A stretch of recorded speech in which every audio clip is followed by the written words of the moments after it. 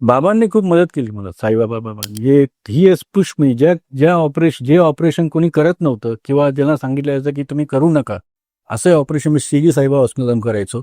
ते पेशंट घरी जायचे. हा चमत्कार आहे. मला माहीत वाटायचं की हा पेशंट घरी कसा गेला, आणि दॅट ओनली बिकॉज ऑफ बाबा.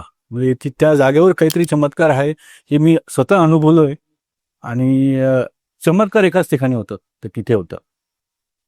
मग ती चमत्कारची जी बाजू आहे स्पिरिच्युअल साईड, ती मला नाशिकमध्ये होणार, तर मग मी ठरवलं की नाशिकला यायचं.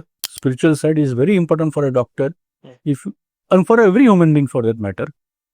If you are spiritually strong, you mentally at peace, जरी तुम्ही बाहेरून चिडलेला असाल, आतमध्ये तुम्ही इतकं बर्फासाठी शांत पाहिजे. तो जो गुण आहे, तेव्हा तो तुमच्याकडे शांतता येते, तेव्हा तुम्हाला पेशंटला याचं होल बघता येतं, पेशंटच्या शरीरात घुसता येतं स्पिरिच्युअली, आणि कळतं तिथे त्याच्यात काय दोष आहे, कुठे काय प्रॉब्लेम आहे, आणि you can get it read of. तर हे जे रिझल्ट मला सांगितले मी, रिझल्ट बेस्ट काय येतात, ते because of that spiritual background. म्हणजे मला अगोदरच कळतं की ह्या पेशंटची किडनीमध्ये त्रास देणार आहे आपल्याला, तर we act beforehand only. या पेशंटचं इन्फेक्शनची रिस्क वाढणार आहे, we act beforehand only. माझ्या असिस्टंटला आम्ही ड्युरिंग सर्जरी सांगतो, म्हटलं मी ध्येय ध्यात्या ध्यान एकत्र आले तिथे, that is a meditation for me at operation theatre.